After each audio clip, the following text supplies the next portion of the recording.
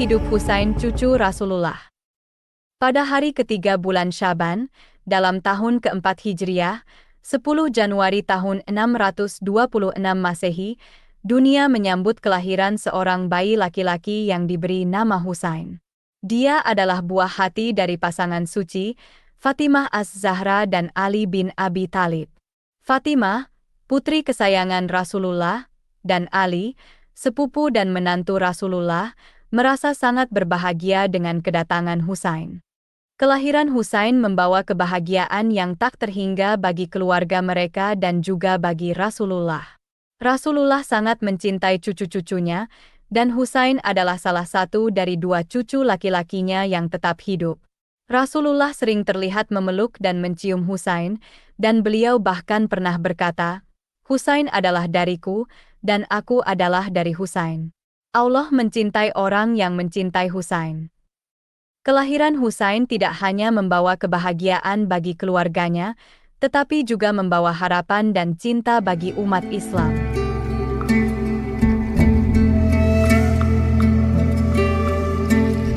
Husain, sejak lahir, telah ditakdirkan untuk menjadi sosok yang akan selalu dikenang dalam sejarah Islam.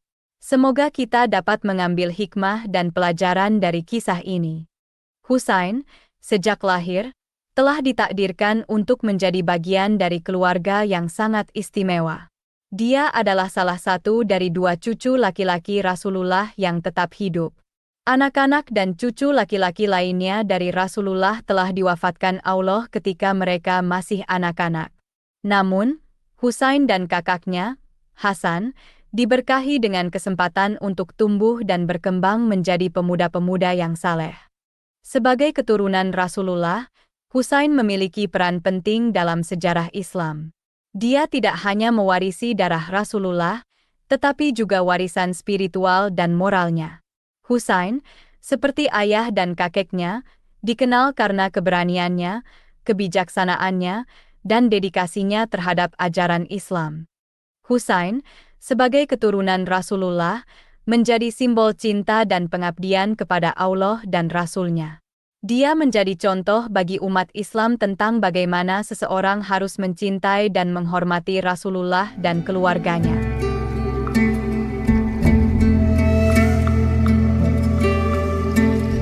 Husain, cucu Rasulullah, dikenal sebagai pemimpin pemuda di surga. Ini bukanlah gelar yang diberikan oleh manusia, tetapi pengakuan yang diberikan oleh Rasulullah sendiri.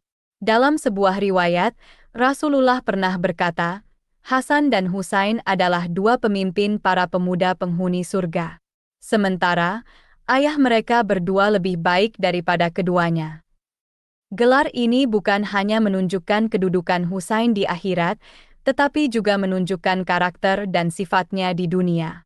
Husain dikenal karena keberaniannya, kebijaksanaannya, dan dedikasinya terhadap ajaran Islam.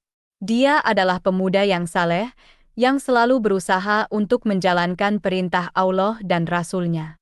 Sebagai pemimpin pemuda di surga, Husain menjadi contoh bagi pemuda-pemuda Muslim. Dia menunjukkan bahwa keberhasilan bukan hanya diukur dari harta dan kekuasaan di dunia, tetapi juga dari keimanan dan amal saleh.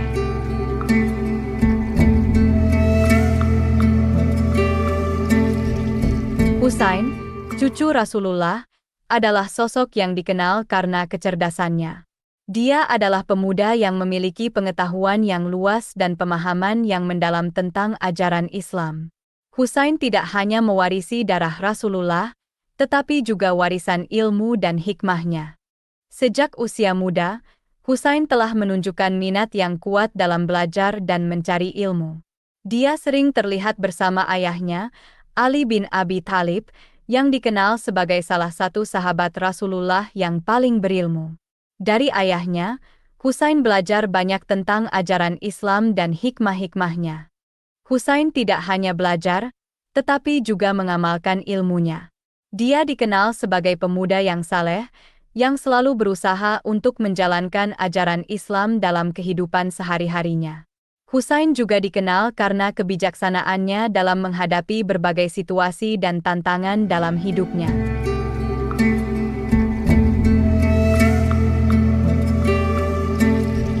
Husain adalah sosok yang dikenal karena keberaniannya dalam berjuang. Dia adalah pemuda yang memiliki semangat juang yang kuat dan dedikasi yang tinggi terhadap ajaran Islam. Sejak usia muda, Husain telah menunjukkan keberaniannya dalam berjuang. Dia sering terlihat bersama ayahnya, Ali bin Abi Thalib, dalam berbagai perang, seperti Perang Jamal, Siffin, dan Khawarij. Dalam setiap pertempuran, Husain selalu berada di garis depan, berjuang dengan keberanian dan kegigihan. Setelah kematian ayahnya, Husain tidak berhenti berjuang. Dia terus berpartisipasi dalam penaklukan Afrika dan Asia, seperti yang dicatat oleh para sejarawan. Dalam setiap penaklukan, Husain selalu menunjukkan keberaniannya dan dedikasinya terhadap ajaran Islam. Namun, perjuangan Husain tidak hanya terbatas pada medan perang. Dia juga berjuang dalam bidang ilmu pengetahuan. Husain berusaha memperluas ilmu pengetahuan umat Islam dalam bidang agama dan kebenarannya. Dia menyebarkan ajaran tauhid dan mengajak umat untuk beribadah dengan kesadaran.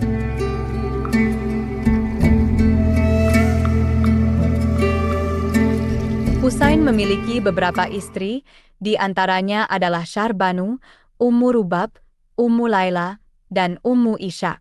Dari pernikahan tersebut, Husain memiliki beberapa anak. Anak-anaknya termasuk Ali Zainal Abidin, Sakinah, Ali Al-Akbar, Sukainah, Ali Asghar bin Husain, dan Fatimah As-Sughra. Ali Zainal Abidin, putra Husain, dikenal sebagai imam keempat dalam Syiah 12 imam. Dia juga dikenal dengan nama panggilannya, Aba Abdullah. Husain juga memiliki keturunan melalui putranya, Husain bin Ali bin Husain. Di antara putra Ali bin Husain, beliau salah satu yang keturunannya masih ada hingga hari ini.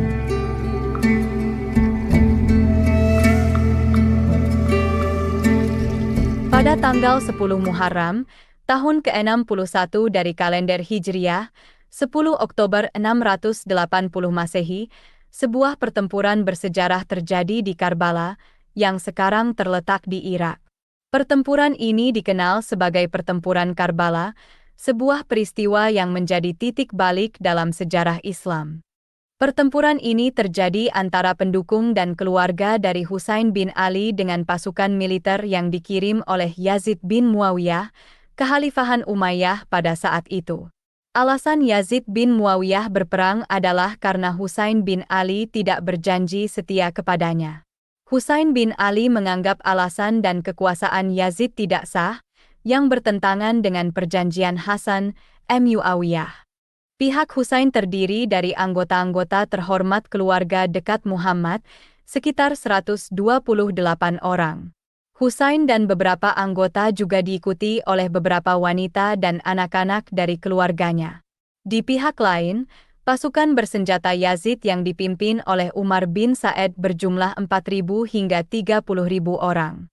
Husain bersama keluarga dan para pengikutnya berangkat dari Madinah menuju Kufah di Irak untuk mendapatkan dukungan dari pendukungnya. Namun, di tengah perjalanan, pasukannya terkepung oleh pasukan besar yang dikirim Yazid di Karbala, sebuah wilayah gurun di Irak. Dalam pertempuran ini, Husain dan pasukannya berjuang dengan keberanian dan keteguhan hati.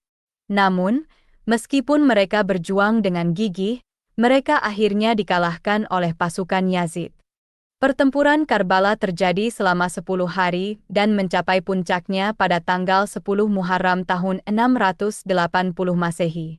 Husain bersama dengan keluarganya dan pasukan yang kecil tetapi berani, yang terdiri dari sekitar 72 orang laki-laki dan sejumlah wanita dan anak-anak, menghadapi pasukan besar yang berjumlah ribuan dari pihak Bani Umayyah. Meskipun kalah jumlah, Husain dan pasukannya berperang dengan gagah berani dan menunjukkan sikap yang teguh dalam mempertahankan kebenaran dan keadilan. Namun, setelah berhari-hari berjuang dan menghadapi kehausan dan kelaparan di tengah teriknya gurun Karbala, pasukan Husain semakin melemah.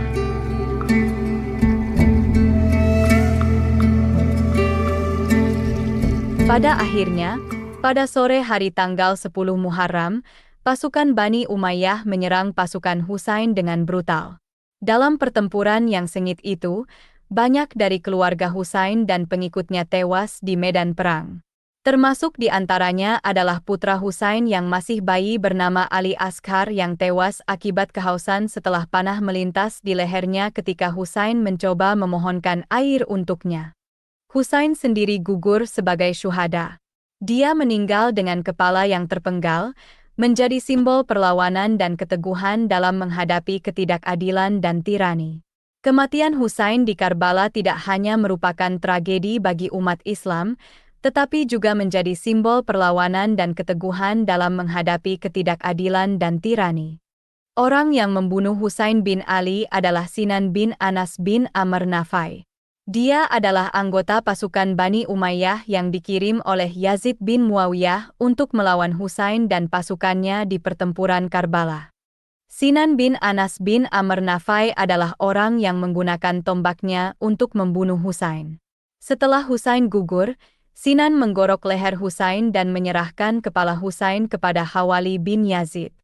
Setelah Husain gugur, sebuah fenomena alam yang luar biasa terjadi.